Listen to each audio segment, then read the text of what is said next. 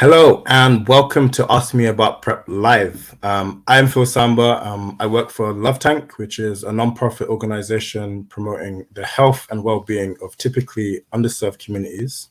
And at the Love Tank, we have many projects, but we're most known for PrEPstar, which aims to educate and agitate for PrEP access in England and beyond. In a short moment, I'm going to be joined by two guests, and today we're going to talk about one of PrEPstar's projects, Ask Me About PrEP. So Ask Me About PrEP is a pilot project which follows the impact of training and supporting peer mobilizers talking about their peers about PrEP. We want to know more about how the information about PrEP diffuses beyond the peer mobilizers and the people they speak with. So imagine it like a stone in the pond and like with the information like rippling outwards. If you want to find out more about the project and how you can sign up, please go to prepster.info/AMAP. So let's welcome our guests.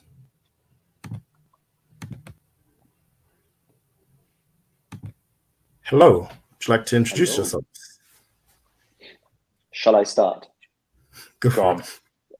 My name is Antonio. I am 38 years old. I'm a gay cis man living in East London, and I've been volunteering with PrEPstar for a few years. And yeah, I've been involved with Ask Me About PrEP for a few months now, and yeah, that's it for now. Hey, I'm JD. I'm also a cis gay man. I have been volunteering as part of AMAP and perhaps with the AMAP program since a month ago now, I think. So I'm very new to the volunteering. Sweet. Okay, let's get into the questions. So my first question, I'm gonna go to you, JD, first. Have you ever taken PrEP? Yeah, I'm currently on PrEP. I take it. I use the daily method, the daily technique for taking PrEP. Sweet. And Antonio? The classic. The classic. Yes, I've taken PrEP. I actually was part of the PROUD study, which was run from Homerton Hospital in I was part of it in 2013-14. So that was my first experience of it. And actually, it's when I first became aware of it, really. And then I stopped taking it when I entered a monogamous relationship shortly after, and then started taking it again in daily form. And then now I'm taking it mostly in event-based form. I always forget that you're on the PROUD study. Yes, like, it's been a long time. Been a long time. PROUD's a very early study, right?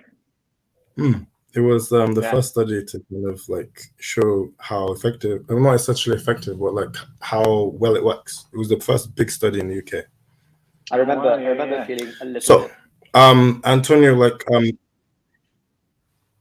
Go. No, go on. No, you go. I'm done. No, actually, I want to know. Go. No, I just remember feeling quite like I don't know, quite weird about finding out about it in that way that just a friend of mine casually mentioned it, and I just thought how ridiculous it was that I hadn't been aware of it before, or at all about it being sort of studied and explored as an option, and it just was so exciting. That's it. I think like similarly, that's kind of how I felt. I mean, I think I had an awareness like when I got involved in HIV and sexual health, but my thing was that I knew a lot of people didn't know about it, and that like a lot of people needed to know about it. So yeah. Speaking of that, JD, like what made you want to get involved in AMAP? In AMAP specifically? Mm-hmm. I think it was because I'd seen the work that PrEPstar had been doing, right? Like my first understanding of PrEP was 2014, and I was like finding the PrEPstar website, I think through like a blog that mentioned it, and finding out about the AMAP program recently, like in the last couple of months, I just thought it was kind of a perfect opportunity to give back to a resource that I'd been relying on for, 8 years, maybe. I think it must have been at least 2015. We went around 2014. Were you not? Because my first year in London was 2014, and I vividly remember being sat at my desk. No, you're right. It would have been 2015 because we moved to a new office. I remember finding this website and it being this because I knew about Truvada, that existed for a while, as far as I knew it until then. And then finding out that there were places that we could source it ourselves. And there was at least some research being done on how effective or how legit those websites were, basically, because it kind of felt like super, radical and low key, because there was no official channel to get it through. So we have to source it. Everyone is crowdsourcing the information to check whether the drug works. But I remember being sat at my desk, seeing this information, and just properly tearing up, crying a little bit at my desk, being like, oh my God, because it's amazing. It's amazing that we had access to it. But similarly to Antonio, I was like, why wasn't there a news bulletin? Why didn't every gay man suddenly get this notification? Yeah, I think PrEP Store originally started off to kind of raise awareness of PrEP and to spread information about it before we became, I guess, what we are now. Antonio, same question. What made you want to get involved? Yeah, I think the answer is fairly similar. I mean, I've known about PrEPster, and I've known Will for many years, who is one of the co-founders of PrEPster for many years, and I've been involved in volunteering with you guys for a long time. And when that came up, it just felt like such a natural progression in the discourse about it, because obviously it's no longer about making it available. It's no longer about making it available in the UK in terms of it being freely available and readily available through the NHS. But now it's the next step in the conversation, isn't it, about making sure that people not only have access to it, but that they know about it, they know how it works, or they're not sort of scared of it, or it's just that next step in how we talk about it and how people engage with it. So it feels like a very good thing to do. It feels like it's just the right thing to do. Bit of altruism, 2022. What's that? Bit of altruism of 2022. Why not? Yeah, I feel like because now we technically have PrEP available on the NHS. I think a lot of people think, okay, that's it, job done. But there are a lot of marginalized communities that have no idea about PrEP or aren't accessing PrEP or aren't accessing sexual health services, and it's still really important that we keep trying to get the word out. So, JD, what would someone expect when they sign up for AMAP? Well, what I expected actually was something way more intense than actually what the session was. I mean, I don't know if you remember me trying to sign up for it, Phil, agonizing over the questionnaire that I had to fill in just to ask why I wanted to be a part of it. What I expected was something very sort of grueling, and I'd have to be expected to know all this medical knowledge and a bunch of stuff that it totally wasn't. It was super laid back. Met a bunch of other friendly people that wanted to be involved in the project, so it was exciting to see other people who were also excited about the good work we plan to do. It was a really casual online session where we went through slides in the presentation. It was a bit about the program, how it was going to work, what would be expected of us, and totally put me at ease as well. I wasn't expected to know anything specific about PrEP. I wasn't expected to know the ins and outs of campaigning. Kind of the enthusiasm to be a part of the program seems to be one of the most important factors. And Antonio, did you expect something different to what the training was? No, I wouldn't. Well, I suppose what I didn't know, in terms of what I didn't know what to expect, I didn't know whether it would be incredibly sort of led as a project. But actually, the thing that was, a nice surprise was the element of kind of, not being taken too much by the hand in the, in the process of what it can be, what AMAP can be. So while it was really informative, it was also conveyed that it can become a number of different things. It can be explored in a number of different ways by the people who participate, and I think that's quite inspiring. And it just makes it feel like there's a lot of possibilities, a lot of ways in which to explore it, to explore the project. So that's great. Okay, and I'm coming back to you, Antonio, but was there anything that you didn't know about PrEP that you learned from the training? Is that me? Yeah. Anything that I didn't know about PrEP? I mean, I don't think I can think of anything specifically about PrEP. I mean, I find that PrEP is something that I am kind of constantly learning about, as in it's something that I understand, I think, quite well in relation to, my use of it, but, how I use it as a cis gay man. But, there's many other aspects of it that I, constantly referring to material for, but I can't think of anything specific. JD. Yeah, how is it for you, JD? Because you mentioned medical questions. I think sometimes that's scary. Well, like when we first were figuring out how to get access to it, and it was all like, guerrilla like pill research, basically. What we were looking at were information provided by PrEPster and the studies that were out there and stuff.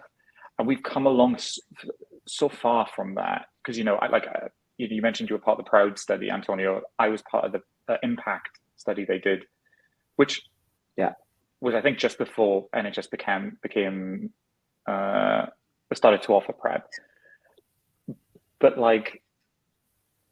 so something I learned recently, for example, that I didn't know, is that the methods of taking PrEP, or the most common methods of daily or event-based, that if you have a vagina and have vaginal intercourse, that daily is the only recommended procedure, not event-based. That was something that not only did I not know, because I don't have a vagina and I didn't think to ever figure it out, but now that I'm part of this program, it's something that I learned, and I'm kind of excited to be able to share with people. Because, there are things that, especially being a part of the program now, we realize that there are a lot of, as you said, Phil, there are a lot of cis white gay men that have access to PrEP now. I think a lot of us feel like we kind of know everything we need to know. And so part of being part of the program, part of the, I guess the fun of AMAP is learning more and not feeling like I have a better handle on what PrEP is about. Yeah, I think essentially the reason why that is that people that were assigned female at birth, their bodies, it takes longer for the PrEP to stay in. So event-based PrEP wouldn't work, because I think it's easier for PrEP to be absorbed within the rectum when taken orally, but when it comes to the cervix, it's not the same. So that's why there is that different. Okay, so what cool things have you done since starting the project? And I'm going to come to you, Antonio, first. Well, I mean, it's so I started. I think my first sort of training. My training session was in, I think, November 2021 or early December maybe. But it basically was the run up to Christmas, and then I thought I would start sort of thinking about it in a more in a more creative way at the beginning of the year, and I haven't quite yet. So I've had many of the conversation about it that, you know, have been very sort of interesting and I think quite important. And, you know, one of the things that were conveyed in the training session was how every conversation is, you know, every little conversation you have about it is a conversation about it. It's sort of what the pilot project is trying to do is essentially to, you know, to understand what the understanding about PrEP is and to sort of expand it. So that's important. However, in terms of this great freedom that, you know, we have to develop projects, that's something that is very much, you know, in progress for me. And actually, one of the things that I'm quite excited about is that JD and I are talking about, you know, what kind of, you know, what we could do in our community, but also, you know, expanding it slightly beyond the community that we automatically sort of engage with.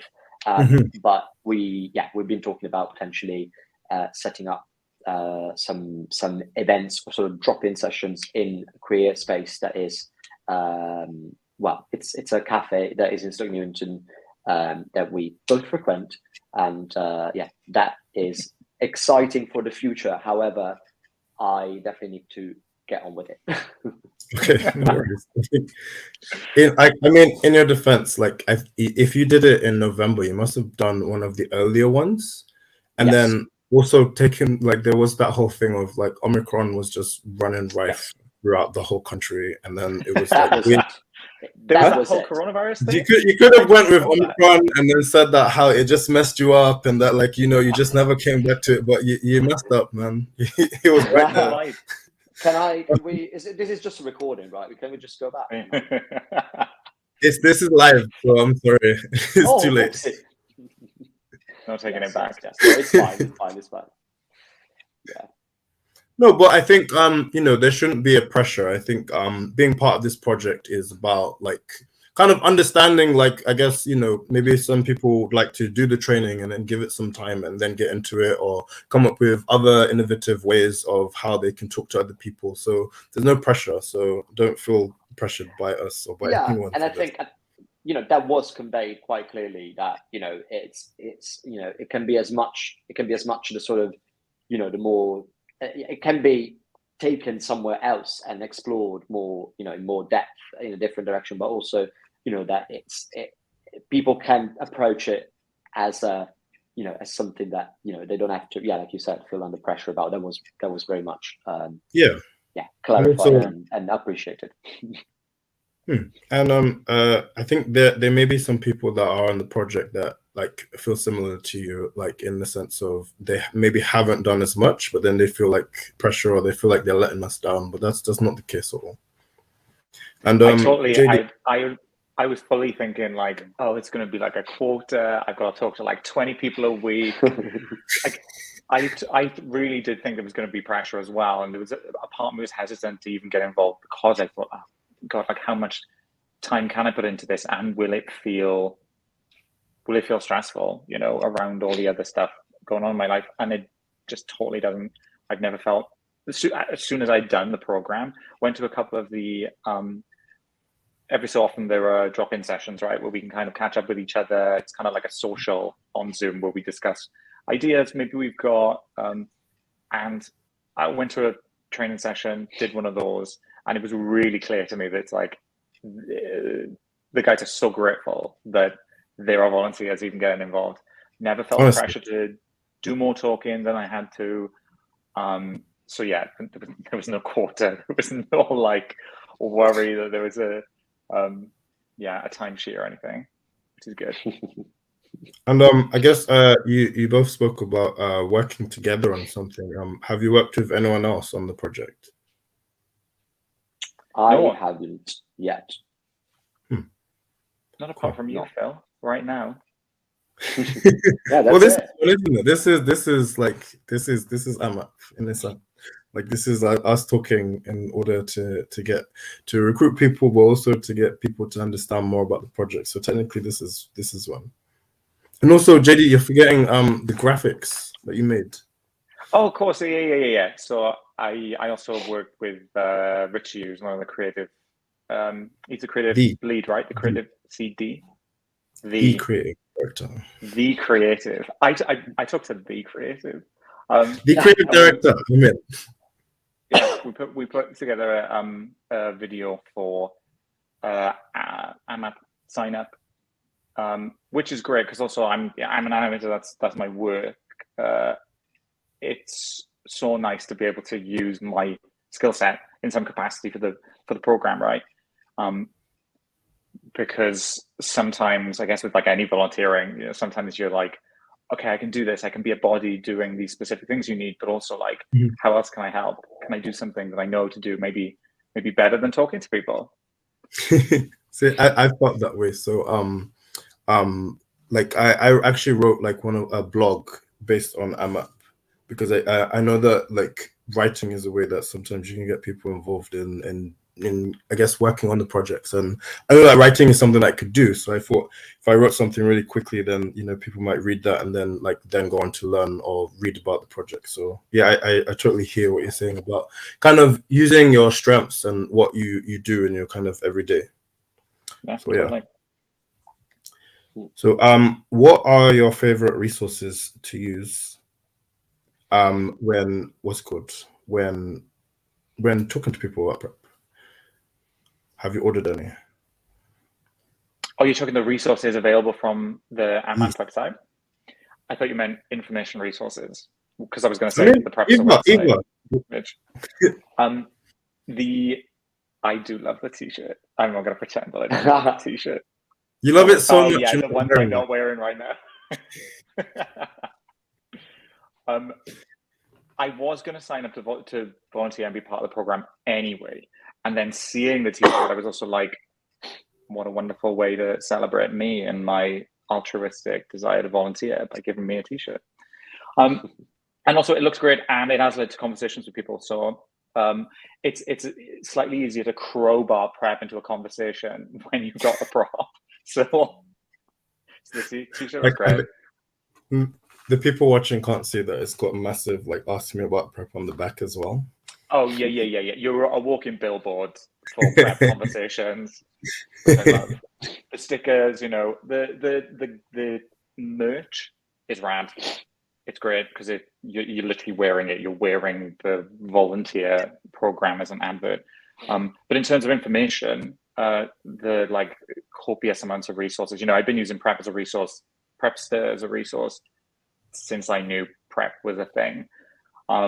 And the website has like obviously evolved so much over time, but it's just like an amazing resource. So usually my first go-to is like go to the PrEPster website. Like there was not a single question you could ask me about PrEP that couldn't be answered in even more detail on the website. So fair enough. And Antonio is on it, so there's that too. What's that?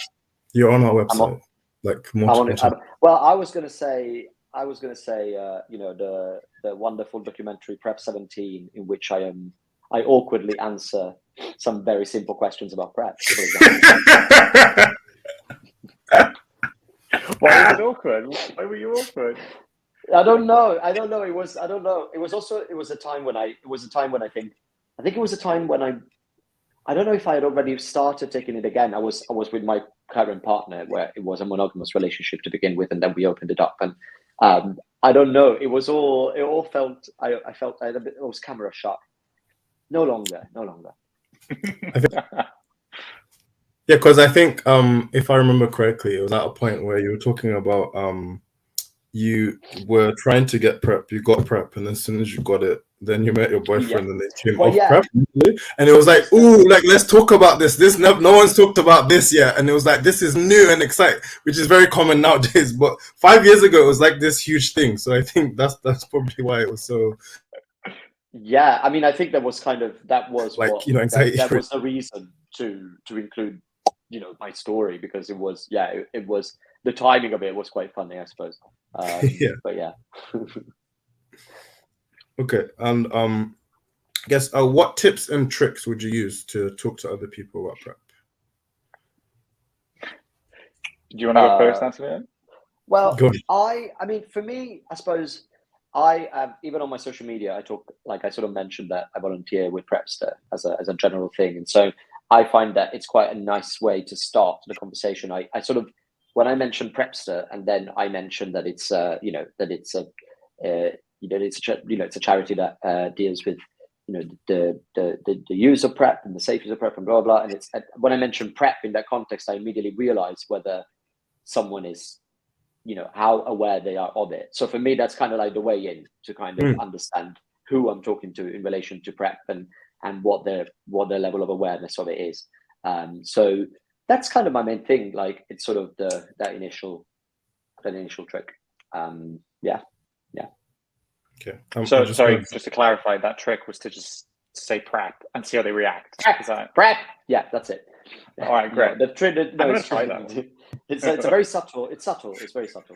No, it's just more or less subtle than a giant slogan on your back that says "Ask me about PrEP." Well, I mean, yeah. No, it's got to start by talking about the involvement with it, my involvement with it, and it's as I said, it's just something I just mention whenever I can.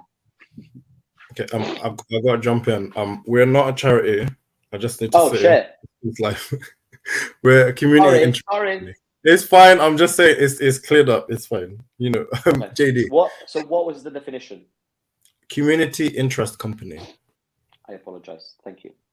Yeah.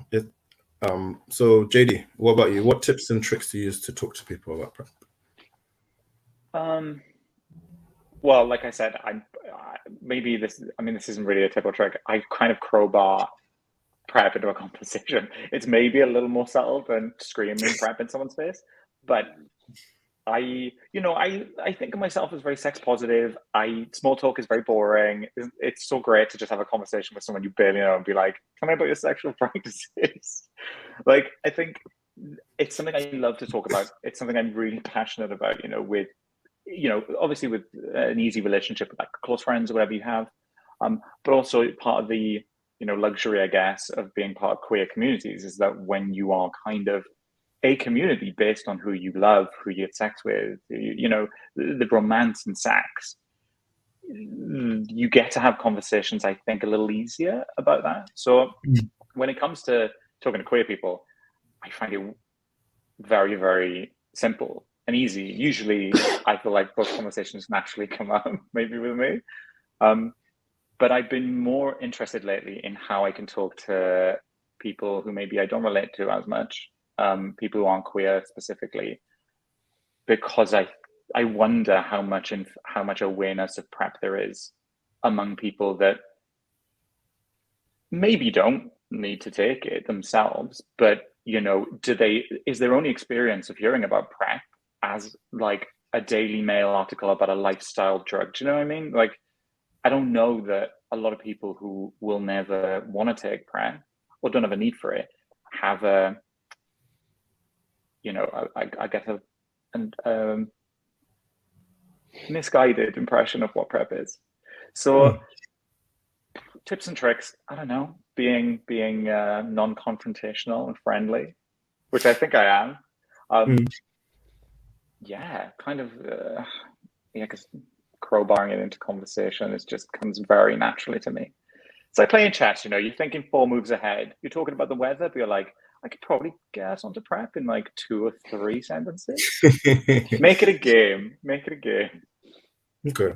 See, I resonate with what you said about trying to talk to people that they may not necessarily feel like it's for them, but could still also benefit from. Someone they know might benefit from it, or it might be useful for them to know. So I do this thing, I used to do it a lot more when I was younger, but I still do it. I did it recently. I always tell Uber drivers about PrEP. It's really random. Yeah. 9 times out of 10, 10 times out of 10 even, it's like a straight cis man, but it's like it's very easy for me in like Uber drive, because it's kind of like they'll be like, what do you do for a living? And then I'll talk about who I work for and what we do, and it just comes up, and I always say so I like promote a drug called PrEP. Have you heard of it? They always say no, and then I go into it, and then I can give them all this information, and I'll say like, a lot of people don't know about it and all of that stuff. So that resonates with me. Antonio, do you talk to straight people about PrEP? Yeah, I was going to say, like, I find that interesting because I talk to I talk to straight friends, straight people I know about PrEP quite a lot. I would want to challenge myself to do the Uber thing that you did, because I don't know, it's not something that would come naturally to me, but I think, it's probably, it probably would. It sounds like it would expose a lot of people who wouldn't be exposed to that information otherwise, and that's obviously very, very useful. I talk to straight friends, or straight people I know about PrEP, and I think there's generally a lot of curiosity and a lot of interest. It's often treated as something that is maybe that is maybe not about them, and I try and challenge that notion when when it seems appropriate, but there's definitely a lot of interest and curiosity, and I mean, maybe less often now, but definitely a couple of years ago, it was, I don't know, my talking about it was met with a sense of incredulity about what it is and does fairly often, which is interesting. And obviously that's why something like, this is important, right? Because it's the idea of talking about it and people understanding that it's there and how amazing it is. Right. Yes, it's interesting how I guess the conversations around PrEP have changed over the years. Like in the early years, it was the whole Truvada whore, or if you take PrEP, then that means you're just gonna have loads and loads of sex with lots of different people, which isn't an issue anyway. But there was this whole stigma around it. And like now it's become so normalized, and using it has become so normalized, and like using it and still getting tested and all of that stuff is a lot more normalized. And I remember when I was first becoming involved in HIV and sexual health, like I really wanted it. I wanted London to be similar to New York, where New York had it for years and is very common there, and it was like very known there, whereas London didn't have that same sort of awareness or information. So, yeah. Well, I think there's also still so many opportunities, I think, for, like, I know the AMAP program at the moment is mostly based in England, and I believe, was there a plan for it to move outside of there? We're in Wales now. Oh, that's great, Wales. Coming up it. So the reason I say that is because I'm Welsh. I'm from the valleys of South Wales. And if I go home now and jump on Grindr, it's like anonymous profiles. It's still slut shaming, and so London is becoming so much better, and it has come on like incredibly. But there are still, especially these regional parts of the UK, there's so much of that stigma, I think. So that's what excites me about, the expansion of AMAP to Wales, is that there is still a lot of work. So it's actually, you're right, it's kind of a surprise now to run into someone who's kind of slut-shamey or thinks that taking PrEP is an issue or an indicator of like your morality. I imagine that's a lot more common still outside of maybe like here, Bristol, Manchester. Yeah. I think sometimes though we can be in a little bit of a bubble. So a lot of the time sexual health can be very London centric, and then when you come outside of London, it's not this very different vibe, or like there's a lot of different information or awareness of what is available in sexual health services. But what's been interesting about opening up into Wales is the contrast, because obviously a lot of people that sign up for AMAP are actually here in London, which is very interesting when you compare that to like really, really rural areas in parts of Wales, where there's like one sexual health clinic for miles, and where the guys are meeting are very different, and where they're having sex is very different. So it's been very interesting. Wales, we do it so many different ways. You don't even know. I'm not gonna ask you to pick, like to. I'll draw you a diagram later. Text me afterwards. But I find it interesting, just how the contrast of how PrEP is in one place into how it is in a different part. And although it's all parts of the UK, it can be completely different in like cities when you compare it to rural areas. Totally. So, Antonio, what kinds of questions do people ask you about PrEP? What kind of question do people ask me about PrEP? I think I get a lot of questions about event-based. I think there's probably still some lack of clarity on that, I suppose, for some people, or doubts, maybe slight doubts on the efficacy. I still get that. What else? What other questions do I get about PrEP? I'm drawing a blank. JD. I just feel like I've talked a lot already. The question. So actually, what's been really interesting for me is that I put the details about the program and my involvement in the program onto my Grindr profile and my Scruff profile as just like, hey, you can also ask me questions about PrEP. And even though I haven't had a huge number of conversations, one thing that I have noticed, people who are closeted, one thing that's been really interesting for me actually is that I know when we talk about the kinds of people that need access to PrEP, we're doing a lot of profiling, right? We talk about different nationalities, ethnicities, gender identities, people who do sex work, or we have all these sort of categories we put people in. But when somebody doesn't identify with any one of those categories, but we would consider them a part of those categories, it can be really interesting to see how you navigate that. So like, I spoke to somebody who was closeted. I would consider them a closeted gay man, but they identify as straight. Now, when you market and promote PrEP as something available to any number of people who are higher risk or whatever, some people don't really make that leap to occasionally I have sex with men. That puts me in this category. They're like, well, I'm straight. I don't need that. So it's been interesting to talk to people that have maybe sort of pushed past that and been like, oh, is this PrEP thing for me? I keep hearing about it. And, the in terms of the most common questions, actually access to PrEP, when you are closeted or when you maybe aren't closeted but just want more privacy, having to go into a clinic is quite nerve-wracking, not just to test for sexual health, but also if you're going to go in there, they're worried there's going to be some siren going off. It's like, this person's coming in for PrEP, by the way. Like, and that's that. I remember being closeted, and I remember that thinking you'd look someone in the eye and they'd know. Like, the fear of someone finding out when you don't want them to find out is terrifying. So, doing the program, my question answering was all like, okay, I can help you find a clinic. Here's a clinic that would be close to you. This is how many months of PrEP you'll get up front.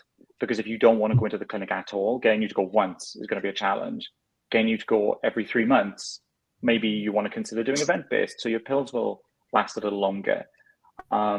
If you know you're going to have sex, what's the safest way to do the event-based PrEP? So for me, it's actually been answering questions from people that need as little involvement with like sex clinics as possible because they're worried about being seen by people they know.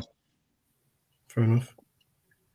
Antonio, I'm going to ask you a follow-up question to make it easier for you to answer. But do you ever get any questions about side effects? Yes, of course. I think that's something that is definitely a point of concern.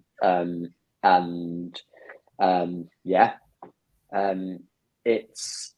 I mean, obviously, it's something that is what's the word? Checked as you start taking it. What your kidney function level are, right? Is that right? I think that's right. Or at least that was like that on the PrEP study. So how it works is if you're taking PrEP, basically your kidney function will be tested yearly Right, that's it. to see how your kidneys are doing on it. So yeah, I think that I asked that question because I always know that like one of the things that comes up for me a lot is about side effects.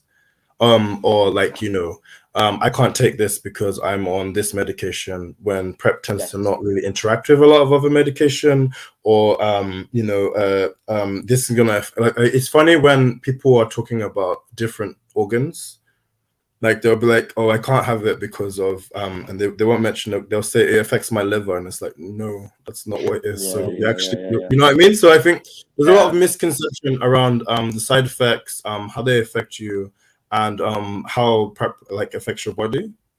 Do you find that, JD? I actually haven't had as many people ask me about side effects. I remember when I first started to take it, and a few of my friends started too, we would discuss amongst ourselves, like, anyone getting any side effects yet? Like, what was your experience on it? But to, my own personal experience as well, it's so limiting because it is just me that I'm very quick to be like, oh, Bill, any side effects? I had, a week of stomach pain on and off, mild, and then I was fine anyway. But actually, again, part of the program is seeing some of the side effects that some people have had. Completely new to me. So okay, yeah, there's some strange sort of, I don't know. Occasionally, I've heard people, have tell me stories that were sort of second, third hand and sounded kind of far fetched, or but obviously what JD says is totally right. It's like it's a bit like my experience has been. If I remember correctly, I've had none at all, and so obviously that's one experience that's very positive. But yeah, it seems like something that can tend to scare some people off, or yeah, there are people that there seems to be a little bit of misinformation about it. That yeah. Okay. And guess you mentioned the focus groups earlier. Have you both been to them? How did you find them? I've been. Have you been, Antonio? I have not. Wow. Questioning commitment. To be fair, I haven't been either, so it's okay. Oh, very good. There's very no good. pressure. Thank you, Phil. Thank you. Phil. I'm being ganged up on now. Okay. So how was it, JD? How was it, JD? It was great. It's actually really great. I think I went to two. I went to two actually. It was great because also you get access to people who are involved in PrEP that have way more knowledge than you. So if you've had any questions you couldn't answer, you can ask them then. Ideas you want to sort of pass around. Again, super laid back environment. No obligation to go to them, but it's also a great resource. You can literally just drop in and be like, hey, I got some questions, and then leave. But yeah, great. Really also nice to meet other people involved in the program, right? Recognize people that you didn't realize were a part of it, meet people and chat and bounce ideas off of each other. It's just been really nice. Mm-hmm. And I've loved it. Good, I'm glad. Did either of you found anything like challenging about the project? It has made browsing Reddit infuriating when I realize how much the stigma of PrEP taking and having HIV is still really big in certain areas. And because the internet is for everyone, right? It's not like this is the internet for London where everyone's cool or everyone's like really educated on the subject. It's like one thing I found difficult actually is learning a little bit more about the program and PrEP in general. My ears prick up the second I hear someone talking about HIV or PrEP, and it's made me realize actually how much of the stigma is still there.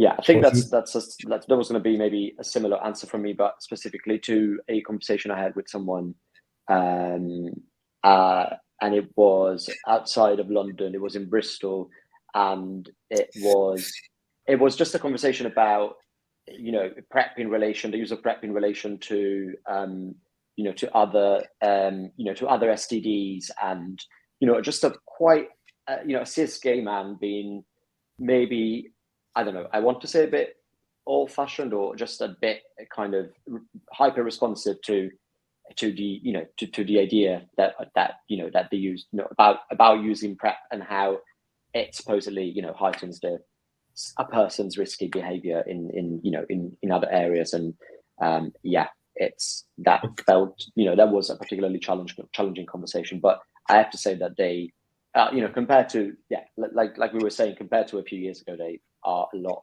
more rare, at least in those circles. The Reddit thing I haven't explored, but I can imagine that. Yeah. Don't go onto the gay bros subreddit, anyone. I wouldn't recommend it. Yeah, JD, that was an answer. I mean, I know you and I have talked about this in general, but I wasn't expecting you to say that. Say what? Just that Reddit is like irritating you with the misinformation and the stigma. I think the reason I bring it up is because it has made me. Like I said, I consider myself sex positive. These are subjects I'm very passionate about and interested in, even if I don't have all the knowledge. And I don't pretend to have the knowledge. I go into most things, I think, with a healthy curiosity, not an authority, because I'm not an authority on PrEP. It is painful to browse casually the internet, which a lot of us are on now. And I think one thing about the AMAP program I hadn't considered is that this wasn't some like go on the street and start talking to everyone. This is like any way you have conversations and you communicate with people is an opportunity to talk about PrEP. So that's social media, that's Grindr and Scruff, put it in your profile, put the Ask Me About PrEP badge in your picture, tweet about it, like communicate on forums or whatever. So it's just made me aware of conversations coming up everywhere, And the reason I found it challenging is partly because I'm not an authority. I'm not about to go in and school anyone on anything. It's just disheartening to see so much of it still there. But it also makes me more excited to be a part of the program, to be honest. Not a kiss ass or anything, but Antonio might think differently. Antonio, I've got so with the person in Bristol that was saying all this stuff about PrEP. Let me guess, would they like pro condoms, anti PrEP?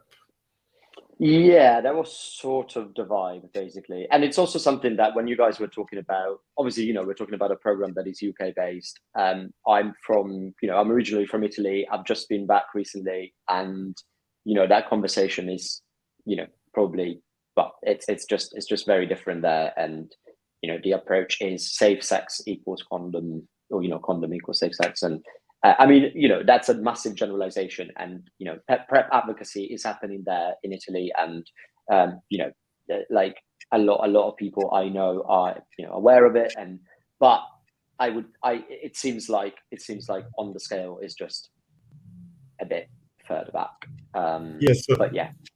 I think in Italy with the access to PrEP is a lot different. So the awareness is different, but access is different. With people here in the UK, I get this a lot. I've gotten this a lot in the last 5 years, and whenever it comes up to me, I think it's now frustrating me. So when it comes to me now, my thing is like, okay, so you want to use condoms? Do you use a condom to suck dick?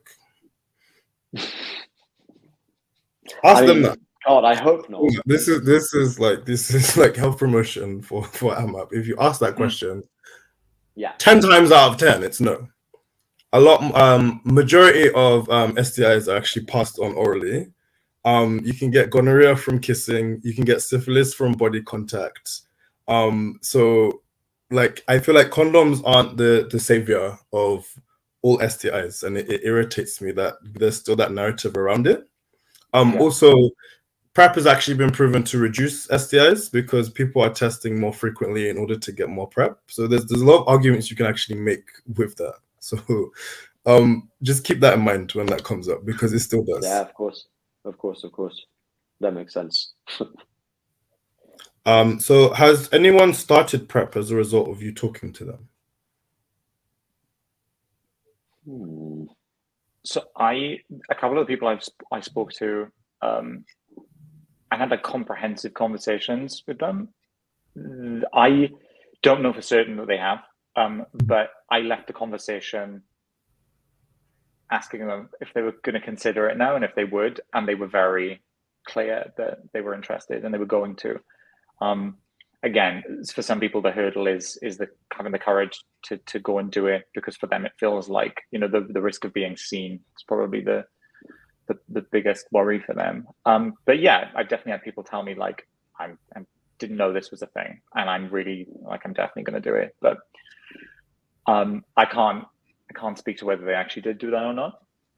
Okay, Antonio. Yeah, I think sort of similarly. I mean, I think I like JD. I haven't really spoken to anyone who had the sort of closeted issue about it. So I feel like the people that I've spoken to about it have been, mainly either the cis gay men who were already quite, comfortably aware of it, or straight people who perhaps feel like they don't need it or are in monogamous relationships. But there's definitely been a couple of people who have been quite sort of enlightened by the information on it, and we're going to seek more out. Whether they would start it or not as a direct result, I'm not sure. Okay, and Antonio, I'm coming to you again. Why is AMAP important to you? Well, I mean, it's I think it's what we were saying in the beginning. It's that idea that the advocacy for the use of PrEP has kind of gone from the idea of how to procure it, or sort of corner the NHS into making it freely available in those terms, and then now it's about that sort of ripple effect that I think AMAP wants to develop, or help develop, is that idea of the conversation going from those points where it's already happening and there's already awareness to those other points of communities and society where it's not being talked about. And so it just seems like such a pivotal next step in its diffusion, and in diffusion of PrEP and in the sort of fight against HIV, that it just makes sense. It's a no-brainer, really. So yeah. Agreed. And JD, same question. Why is AMAP important to you? I mean, it's a similar answer, really, and I feel like I've kind of been talking about it throughout this whole stream. Like, my experience of like discovering PrEP meant so much to me that I can tell you where I was when I discovered it. Right? Like, that's how much it is important to me. Talking about PrEP to my family. Teaching my mother that I had access to a drug now that would prevent this dark fear that she had for me when I came out. Right? For me, PrEP is it's not for everyone. Not everyone wants to take it, not everyone has to take it. But the fact that we have access to this drug now for free on the NHS, and some people don't even know it, that is an injustice.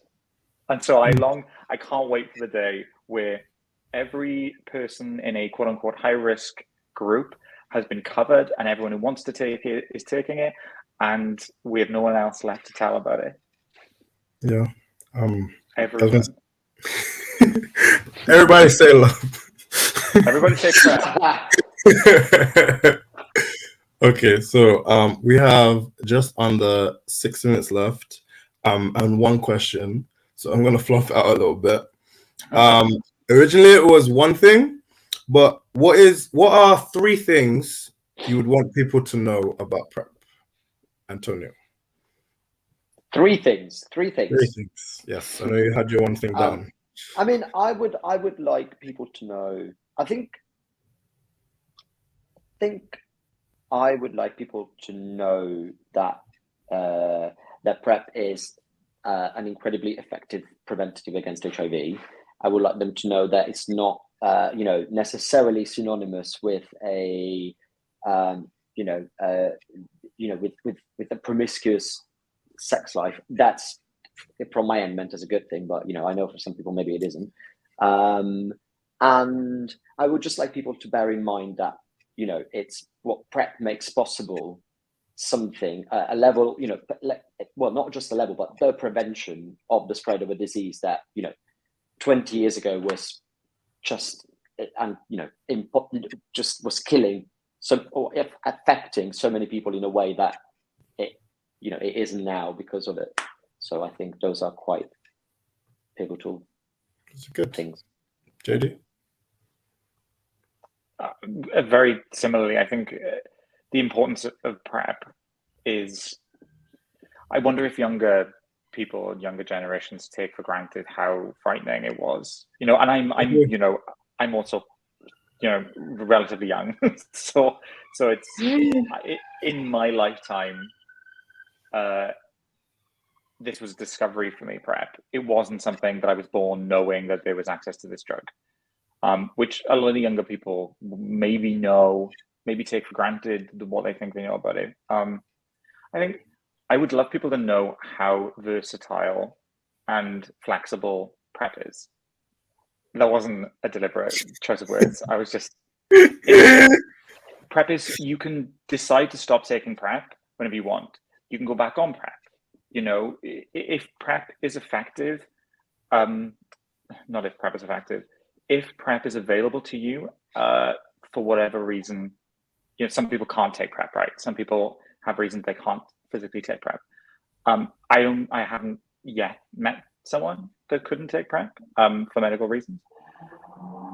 If you can take PrEP, you can take it as you like it. There are actually, even being able to take something daily or event-based is remarkable. Like, there are not a lot of drugs you can do that with, right? I feel like you maybe take a drug because you need to prevent something constantly, or you take a drug as a remedy for an ailment or a condition. It's kind of rad that PrEP is as flexible as it is. I've just moved from a daily PrEP take to, I'm considering moving from daily PrEP take to event-based. That's great. And I could just choose to do it, right? Like, that's kind of amazing. That's something I think that I always thought I'd do it daily, but knowing that, and actually that's something I've spoken to quite a few people about who maybe, again, don't want to go into clinics. It's like, well, actually you can make a bottle last longer than, the single month that it might have been for if you were doing daily.